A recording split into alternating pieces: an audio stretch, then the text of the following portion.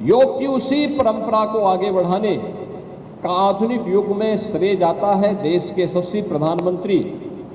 श्री नरेंद्र मोदी जी को। याद करिए, योग की सुविधा को दुनिया के अंदर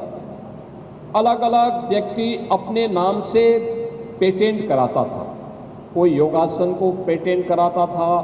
कोई योग के किसी अन्य कार्यक्रम को पेटेंट करवाने का काम करता था। परिणाम क्या होता था कि व्यक्ति इन सब से हम लोगों की विरासत, भारतीय मनीषा की विरासत, भारतीय ऋषि परंपरा का जो ये ज्ञान है, इससे दुनिया लाभान्वित भी होती थी, लेकिन अपने नाम से उन कार्यक्रमों को, उन यौगिक क्रियाओं को अपने नाम से पेटेंट कराने का काम करती थी, अपने नाम से ग्रंथों की रचना करती थी। और अंततः परिणाम क्या होता था कि भारत अपनी विरासत से वंचित हो जाता था। लेकिन हर भारतवासी इस बात के लिए आभारी है प्रधानमंत्री मोदी जी का कि उन्होंने, उनके प्रयास से यूएनओ ने 2014 में प्रधानमंत्री बनने के बाद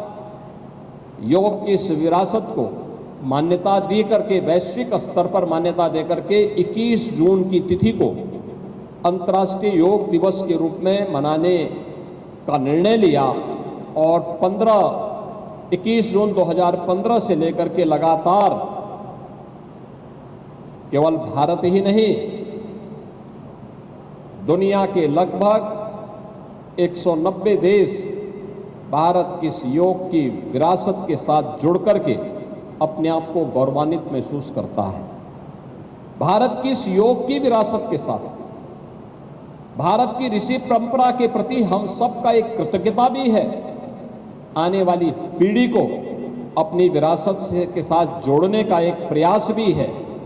और एक स्वस्थ शरीर के माध्यम से एक स्वस्थ मस्तिष्क की अवधारणा को साकार करने का भी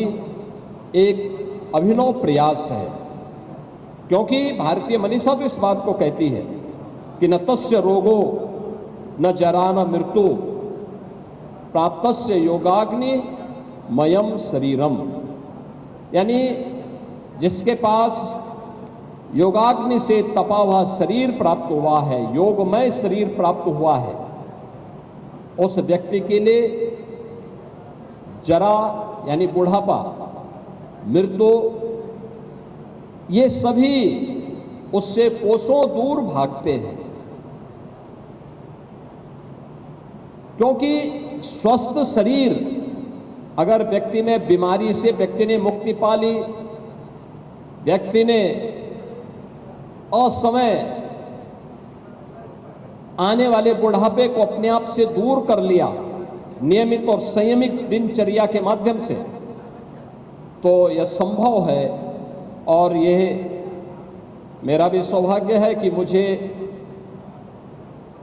इस 11वें इस योग अंतर्राष्ट्रीय योग दिवस के अवसर पर महायोगी भगवान गोरक्षनाथ की इस पावन धरा पर इस योग दिवस का साक्षी बनने का अवसर प्राप्त हो रहा है।